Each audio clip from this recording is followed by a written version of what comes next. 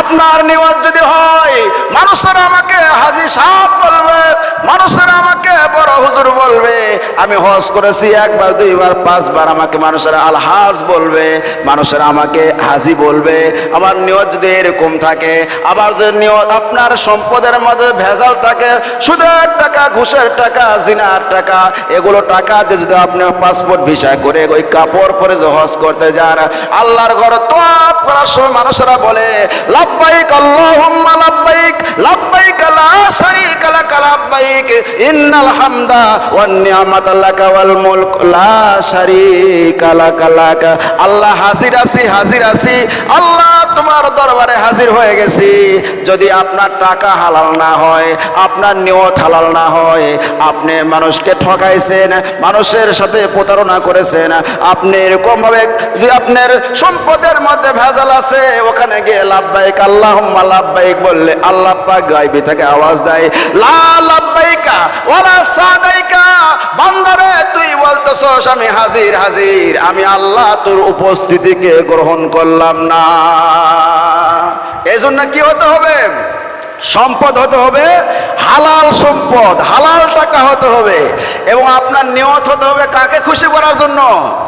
আল্লাহ রাব্বুল আলামিনকে খুশি করার নিয়তে আপনি যদি হজ করেন, তো ওই হাজী সাহেব এমনভাবে বাড়িতে ফিরে, দেশে ফিরে, যে সদ্য ভূমিষ্ঠ সন্তান যেমন মা প্রসব করে সেই সন্তানের যেমন কোনো গুনাহ থাকে না, ওই হাজী সাহেবের জীবনেও কোনো গুনাহ থাকে না। সুবহানাল্লাহি বিহামদিহি। আমার ভাইরা, এই জন্য হলো নিয়ত, মনের তামান্না। একটা বুয়ার ঘটনা আমি শুনেছিলাম, ঢাকা তেজগাঁয়ে তেজকুনি পাড়ার একটা বুয়া, কাজের বুয়া, কাজ করে 2000 টাকা বেতন পায়। কয় হাজার টাকা বেতন? 2000 টাকা বেতন পায়। মালিক হজে যাবে, মানে যে ওই সার বাড়ির মালিক হজে যাবে, তাই বলতেছে আমি হজে যাব, তাই আগামী আর 15 দিন সময় আছে, ইহরামের কাপড় নিয়ে আসছি, তোমরা সবাই আমার জন্য দোয়া করো। তো ওই কাজের বুয়া সব কাজ আগে আগে দৌড়ায় দৌড়ায় করে। হাজী সাহেবকে বলছে, হাজী সাহেব আপনি হজে যাবেন, আমি খুব খুশি হয়েছি, আপনি যে ইহরামের কাপড় পরে হজে যাবেন, ওই ইহরামের কাপড়টা আমি একটু ধোয়াইতে চাই। সুবহানাল্লাহ কোন। হাজী সাহেবও দেখছে কাজের বুয়া সব কাজ আগে আগে করতেছে, তাকে ওই ইহরামের কাপড় ধোয়ার জন্য দিছে, ওই কাপড় ধুইছে। আপনার এখনো 7 দিন বাকি আছে ওই মালিকের, এই তেজগাঁয়ে তেজকুনি পাড়া, ঢাকার ঘটনা। এখন কাজের বুয়া আসে, বলতেছে যে মালিক আমাকে 2 মাসের ছুটি দিতে হবে। মালিক বলতেছে যে 2 মাসের ছুটি নিবে, বাড়ি হলো শেরপুর, ভাবছে যে মনে হয় জায়গা জমির কোনো গন্ডগোল, এই জন্য ছুটি চাচ্ছে।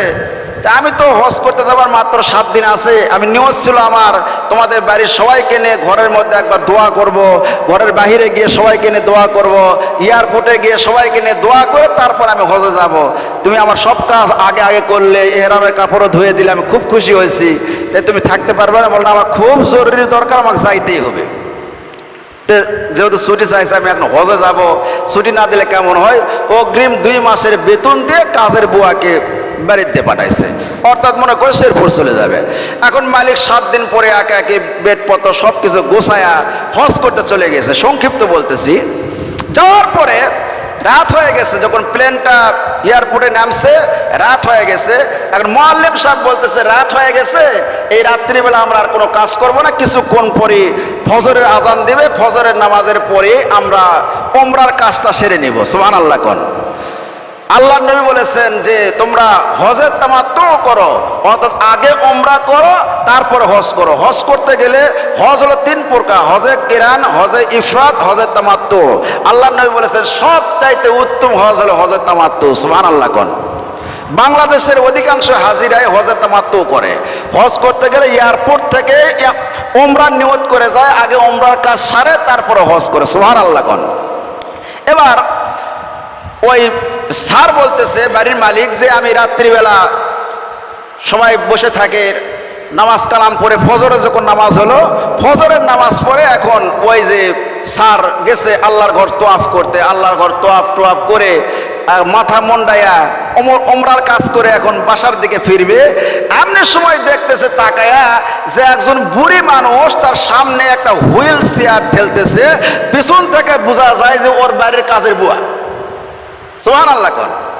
তা এখন ভাবতেছে যে আমি হজ করতে আসলাম, চোখে কি সমস্যা হলো নাকি, আর বাড়ি কাজের বুয়া এটা করতে থেকে আসবে, তাই এরা মনে হয় মানে যে সম্ভব না।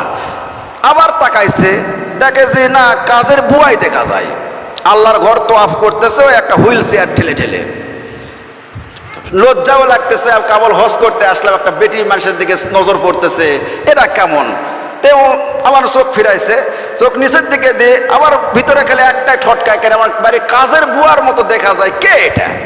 আবার চোখ ফিরাইছে, চোখ ফিরায় ভালো করে দেখতেছে যে ওর বাড়ির কাজের বুয়ায় দাঁত বার করে হাসতেছে, জোরে কন্যা সুবহানাল্লাহ। আমার ভাইয়ের, আমার ওই মালিক বলতেছেন আমার বাড়ির কাজের বুয়ার মতো চেহারা, সব কিছু ঠিক আছে, কিন্তু আমি মালিক, আমি বাড়ির মালিক, আমি আসলাম হজ করতে। আমার বাড়ির কাজের বুয়া মাত্র 2000 টাকা বেতন পায়, সে কেমনে হজ করতে আসবে।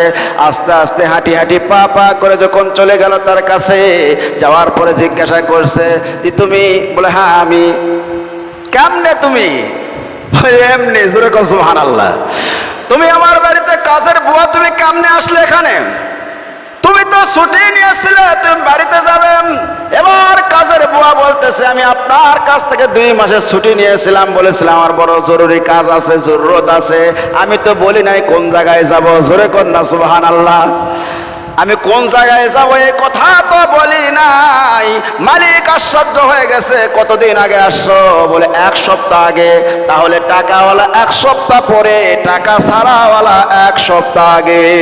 সুবহানাল্লাহ। কবুল করা মালিককে। মালিক তো মানে আশ্চর্য হয়ে গেছে, কেন 2000 টাকা বেতন পায়, সে কেমনে আসলো? কেমনে তুমি আসলে বলো? বলে একটু অপেক্ষা করেন, দেখতেছেন না একটা বেটির আমি কি হুইল চেয়ার ঠেলতেছি, একটু দাঁড়ান।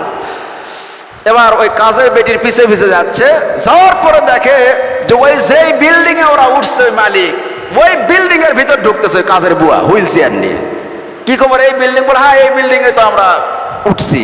বলে কয় তলায়? বলে 2 তলায়। বলে এই বিল্ডিং এর 3 তলায় আমরা আছি। সুবহানাল্লাহ। কোন কিভাবে?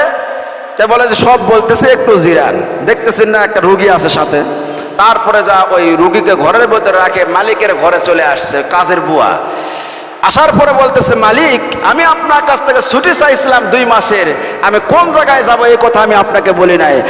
মালিক শুনে রাখেন, জেনে রাখেন, আমার জীবনের বড় তামান্না ছিল, আশা ছিল যে আল্লাহ কত মানুষকে তুমি হজ করাও, কাবা শরীফে নিয়ে যাও, কত মানুষ তোমার ঘরের গিলাপ ধরে লাব্বাইক আল্লাহুম্মা লাব্বাইক বলে কাঁদে রে আল্লাহ। আমি একটা গরিব মানুষ, আমি এত গরিব যে মানুষের বাড়ি কাজ করি, আমার জীবনের তো কোনোদিন আশা পূর্ণ হবে না। ওই যে আপনি হজ করতে যাবেন, আপনার ইহরামের কাপড়টা আমি চাইছিলাম ধোয়ানোর জন্য। মালিক শুনে রাখো, ওই কাপড়টা যখন আমি ধোয়াইতে লাগছিলাম, সাবান লাগাইতেছিলাম, আর আমি মনের অজান্তে চোখের পানি ছেড়ে কাঁদতেছিলাম, আর বলতেছিলাম আল্লাহ এই ইহরামের কাপড় তোমার ঘর পর্যন্ত যাবে রে আল্লাহ।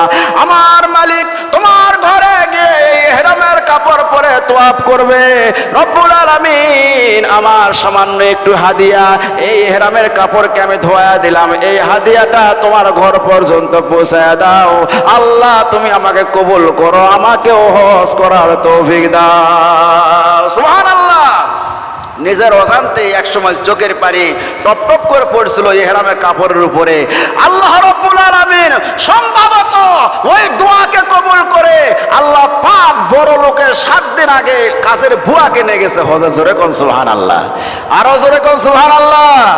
আমার ভাইয়েরাম, এই জন্য আসেন আল্লাহর কাছে দোয়া করতে হবে। রব্বুল আলামিন দেখেন না কত লাখপতি, ধনপতি, শিল্পপতি, কত কোটিপতি মানুষ আছে, কত টাকার মালিক, টাকার কোন রকম হিসাব নিকাশ নাই, ব্যাংক ব্যালেন্স এত বেশি, ওই শিল্পপতি ও হজ করার তৌফিক হয় নাই, কিন্তু দেখা যায় একজন গরিব মানুষ আল্লাহ পাক তারে কবুল করে। জোরে কোন ঠিক কিনা? আমি যে মাদ্রাসায় পড়াশোনা করেছিলাম, মাসুমপুর হাজীবাড়ি মাদ্রাসা, সিরাজগঞ্জ, সবচাইতে বড় মাদ্রাসা।